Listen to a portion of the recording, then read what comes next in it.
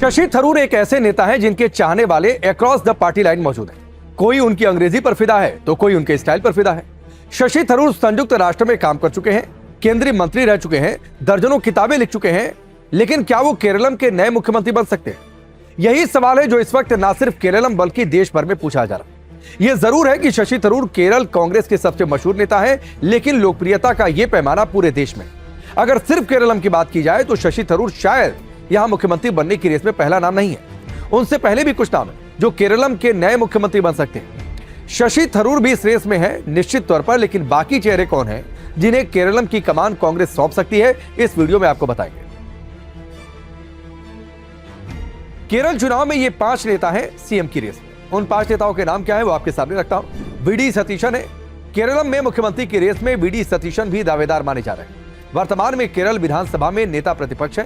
राज्य में कांग्रेस के चर्चित नेता है। उन्हें एलडीएफ गठबंधन के सहयोगी आईयूएमएल का भी समर्थन मिलता रहा है। वो 2001 से लगातार एर्नाकुलम जिले के पारबूर विधानसभा सीट से चुनाव जीतते रहे। मई 2021 में केरल विधानसभा चुनाव के बाद कांग्रेस पार्टी ने उन्हें राज्य में विपक्ष का नेता भी बनाया था। राजनीति में आने से पहले वो केरल हाईकोर्ट में प्रैक्टिस कर चुके हैं। इसके अलावा वो ट्रेड यूनियन के सक्रिय कार्यकर्ता और कई श्रमिक संगठनों के अध्यक्ष भी हैं। एक और नाम है, वो नाम है सनी जोसेफ का। कांग्रेस की तरफ से मुख्यमंत्री दावेदार में सनी जोसेफ के नाम की भी चर्चा है। वो केरल प्रदेश कांग्रेस कमेटी यानी केपीसीसी के वर्तमान अध्यक्ष हैं। उन्हें 8 मई 2025 को यह जिम्मेदारी सौंपी गई थी। उन्होंने अपने राजनीतिक जीवन की शुरुआत छात्र राजनीति केएसयू से की थी। वो कन्नूर जिला कांग्रेस कमेटी के अध्यक्ष भी रह चुके हैं। समर्थकों के बीच उन्हें सनी वकील के नाम से भी जाना जाता है। राजनीति में आने से पहले वो पेशे से एक वकील थे। एक और नाम है जिसकी चर्चा चल रही है, वो नाम है रमेश चेन्निथला का। केरल कांग्रेस के वरिष्ठ नेता रमेश चेन्निथला भी सीएम पद की रेस में माने जा रहे हैं। रमेश चेन्निथला कांग्रेस के वरिष्ठ राजनेता हैं। वो कांग्रेस कार्य समिति के स्थायी आमंत्रित सदस्य हैं। वो हरिपत सीट से विधानसभा चुनाव जीतते रहे। 2026 के केरल विधानसभा चुनावों में उन्हें कांग्रेस के चुनाव अभियान समिति का अध्यक्ष नियुक्त किया गया था। वो इससे पहले 2016 से 2021 तक केरल विधानसभा में विपक्ष के नेता के तौर पर कार्य भी कर चुके हैं। 2014 से 2016 के बीच वो ओमन चांडी सरकार में केरल के गृह और सतर्कता मंत्री रहे। 2005 से 2014 तक वो केरल प्रदेश कांग्रेस कमेटी के अध्यक्ष भी रहे। 1986 में जब वो मात्र 28 साल के थे तब उन्हें केरल सरकार में मंत्री बनाया गया, जो राज्य के सबसे युवा मंत्री बनने का भी रिकॉर्ड है।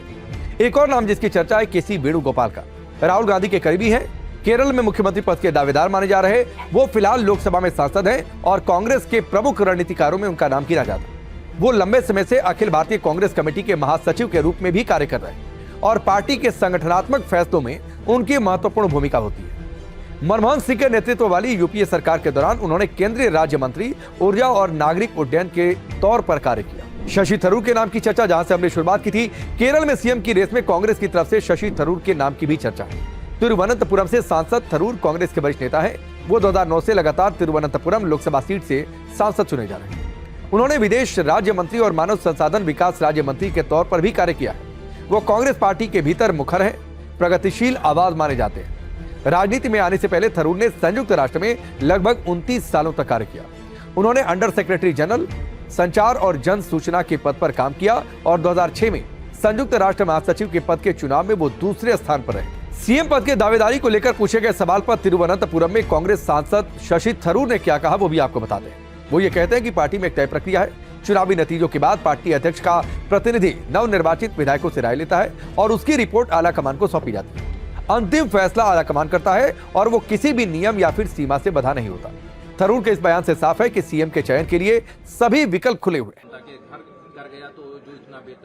लग रहा है कि नारा से ज्यादा हमारे संदेश सुने हैं वो लोग चाहते थे कि एक परिवर्तन आ जाए केरला में, क्योंकि 10 साल जिस किस्म की बुरी तरह की राजनीति इस सरकार की तरफ से मिली है, मेरे ख्याल में लोग को ऐसा स्पष्ट आया उनके मन में कि अभी बदलना चाहिए।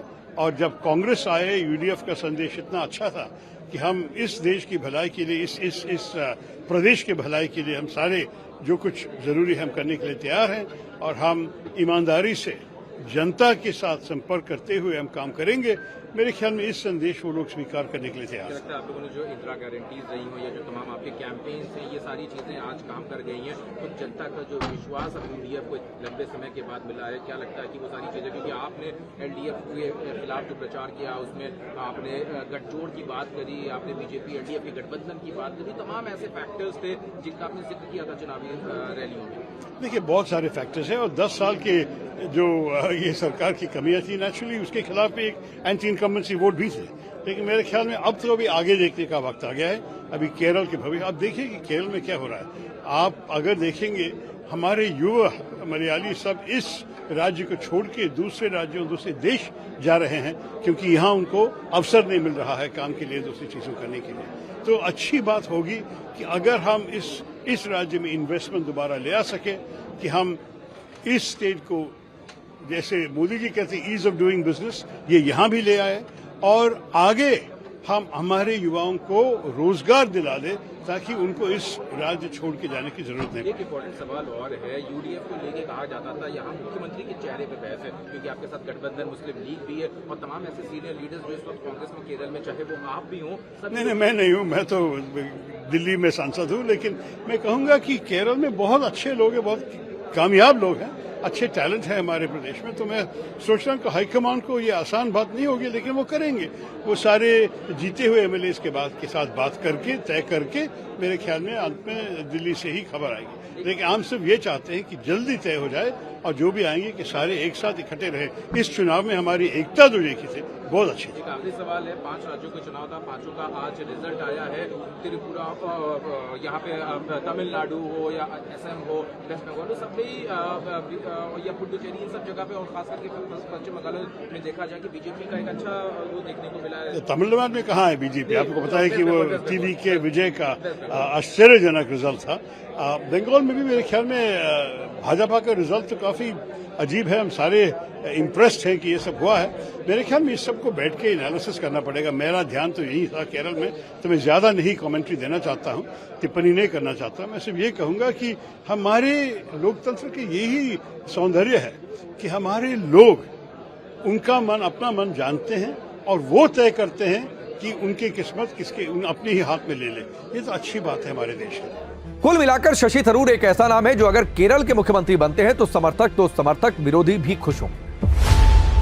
खबरों की रणभूमि में यहां शोर नहीं, सोच लड़ती है। जहां शब्द नहीं, फैक्ट्स वार करते हैं और हर सवाल खोलता है सच की नई परत।